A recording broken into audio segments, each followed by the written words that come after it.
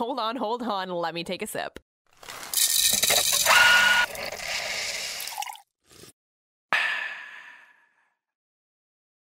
This is why we have a podcast, because often we get into a conversation where like, this should be recorded. Well, are we going to make this the eighth cup of Christmas is our company Christmas party? Because Preparation for our company Christmas party? what the absolute fuck? I wanted nothing to do with bowling. My husband's a bowler. He's like the king of the league over there. I don't even know what he does. I'm not against bowling. It's just I hate it. I'm not against bowling. I just needed to know if we were actually bowling because it would be influential in my outfit choice. Yes, we are actually bowling. And this is like a bowler's bowling alley. It's not like the fun ones that are like all the bells and whistles. And the lights and the... Yeah. No. Oh. This is a bowling alley. Well, I was going to wear feathers, but I guess not. Definitely wear the feathers. We need some sort of decoration for this situation. Some holiday cheer. Yeah, and don't get me wrong, I'm not poo-pooing this bowling alley. It is like a very serious place for those serious people. We're just not serious people. I'm just not serious, and I'm not serious about bowling. And so, I mean, I feel as if this was my husband's choice, so he has an activity to do. I'm just going to drink Prosecco and be an asshole. So it's my usual self. This is what we do.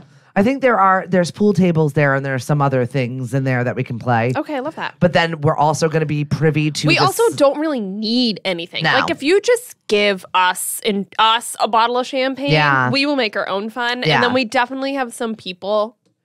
Like if they get a second bottle, like it'll be just fine. So Tori came up with the idea that we should start shit talking everybody at how great at bowling we are, even though we both really suck. So here's the deal: we both are really, really awful at bowling. Not good. I like on occasion every 6 times I bowl 1 out of those 6, I can hold my own. Yeah. So I'm about there with you. That's the ratio. Yeah, you know? It could be the good day. It could be the not good day. But I just feel like I don't want to tell people I suck because that's just such normal. Like, I'm so transparent. I'm so realistic. I'm so the girl that would be like, no, please. Like, you don't want me in your team. Like, don't ask me to play beer pong with you. Don't ask me to, like, play.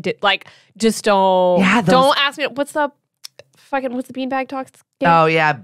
Cornhole. Yeah. Which is don't ask me to play cornhole. Oh, yeah, it is weird. I'm just awful with all of those, but I feel like we should take the opposite approach. I want to tell everybody that we are amazing. Like, if we still had time, I would go out and get us, like, matching bowling shirts and, like, really, like, look the look. like the pink ladies from Greece. Like, we are rolling up in here like, oh, my God, we're so good. And be absolutely the worst thing they've ever seen. Yes, I think but I think in general we should talk about how great we are. Maybe, hopefully we can convince people to do, like, team bowling. I like this. And then we'll just suck so bad. We'll team up against us. Guys, you're not going to beat us. I definitely feel like I need to bring the video camera for a little bit of shenanigans here. And we'll have to make sure we're not on the same team, so we just like blow both opportunities for good. You know what I mean? Did you ever watch that movie Along Came Polly? Mm-hmm. So Philip Seymour Hoffman when he's playing basketball. Yes. I want to be that person. Yeah. Yes. Playing on nothing but net all day. Do we have any predictions on like what's gonna? Because I didn't know. I was like, oh yeah, company party. There's like 6 of us, and then the text came out, and I was like, do we have this many friends? Like, I don't know. I don't know that there's 12 people in this group chat, and now everybody's responding to it. Yeah, right. And I mean, both of my children are going to be there. We're gonna. I mean, I'm gonna designate a driver, right? I'm kidding. I'm kidding. But just in case. Oh, my professor's going to be there. I just saw she response. Yes. It's fine. I love it so much. But yeah, we're just like having food, like Italian food, calzones and salads and antipasti and. Okay, I love this. Yeah, it's being catered by a really good food place. So I'm excited about that. Do we have any serious predictions out? Like who's going to. Do we have anybody that we think is going to get like super smashed? Yeah, Ace. 100% that is happening. Okay, do we have the person that's inappropriate? Yes, Ace. I call it. You can't. He's just going to take the superlative for everything though. The most inappropriate, the most drunk. No, or those all together? No. Just the most drunk. Okay. The most inappropriate will probably go to Kyle, the intern. Oh, intern Kyle.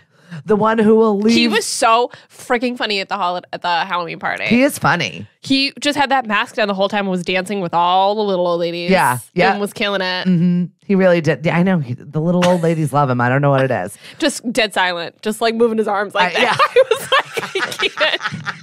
I'm just He looking had at this you like, neon is this light for suit real? on, and I'm like, yep, that's intern Kyle. It was amazing. That is him. was- And then the one that's going to leave first is probably Bev, I know, because she has to drive back to New Hampshire. Oh, okay. So she'll probably leave earliest. And then Greg will probably eat most of the food. That's what he does. First person to say something. I want to ask him. Last time Inappropriate. when I saw him at Halloween, he was talking about making bear. I should have asked him. Oh. Well, we'll have to talk to him about Yeah, I'll have that. to ask him how that went. You have his You ever phone had- number. I do. Oh, somewhere in this chat. What the fuck? I sent out an announcement. I made it. An announcement. Guys, this is an announcement. Here's an announcement to you. Somebody says you an announcement in a group chat. Don't respond in the fucking group chat. Go right back to the source Sorry. of the person and say, hey, yeah, blah, blah, Or blah, if you blah. are going to respond, say your name. I blah, blah, blah. state Tori. my name. Yes. Like, Say what it is. because that way, at least out of the 30 people, I can add you if I care about you. Like, oh, that's great. Cool. Let me add his number on my phone in case I need it for something. Instead, I just have all these random 774 numbers responding back. And I'm like, great. Thank you. Sounds amazing. I'm like, I don't know who the fuck these people are. And I'm going to have to try and remember your name on Sunday. It's fine. Shit. I'm such a dick. I love this so much. Do we have any survival tips for company Christmas parties? I feel like we've talked a little bit about them. This one, we're totally different. This is just going to be a bunch of friends. I would say don't drink at the party, or if you're going to control it. Obviously, Lemonade is its own. Yeah, we're different. We different. don't care. There's no judgment there. But No. yeah, But I just, especially if it's a work party, Uh-huh. it just, especially if you're me and you're the size of me, one glass of champagne will completely alter my personality. So I need to be very conscientious of that when I'm in a work environment, because as much as you want to not bring work into the personal life or personal life into work, when it's a holiday party, everything gets a little mushy. yeah, So yeah. that's how I feel about that. There was an incident. Actually, I had a conversation this morning with another person that is in my vortex, and she was talking about somebody at a company Christmas party that just was it was bad. Ugh. It was real bad, and it was recent, and they had to have their keys taken away, and Yeah. now it's like that stigma. You don't want to be that stigma at the office. I would also, too, if you can and you can stomach it, avoid bringing your significant other. Oh, that's kind of it depends on what it is.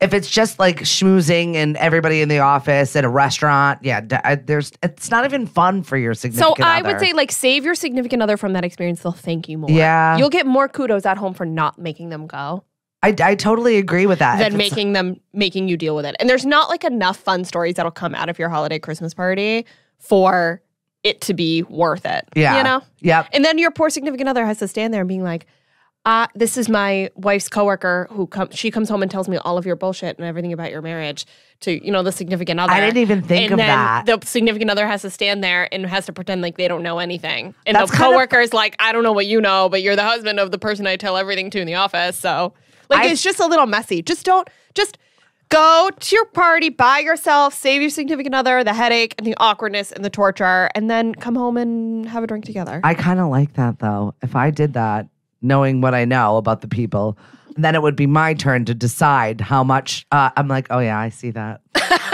I see that about you. Maybe I'll just bring you into my holiday Christmas parties. Yep. You're the one who hears all the bullshit. I'm anyway. fine. Exactly. And I have fun with it too. And I just secretly store it Actually, all. yeah, that's a bad idea. You would open your mouth. You'd be like, oh, I know exactly what's happening. Oh, God. I have the ability to have my mouth quiet. I really do. Ish. I know what's inappropriate and what's not. Does that stop you from saying it? Sometimes. Okay. Sometimes. I do have a filter-ish. It really depends. Is it going to hurt anybody? Then let's stir the pot a little bit. Is it going to hurt anybody? Maybe then let's say it. No, it just takes me one good glass of champagne and I'm. That's it? Yeah, you're done?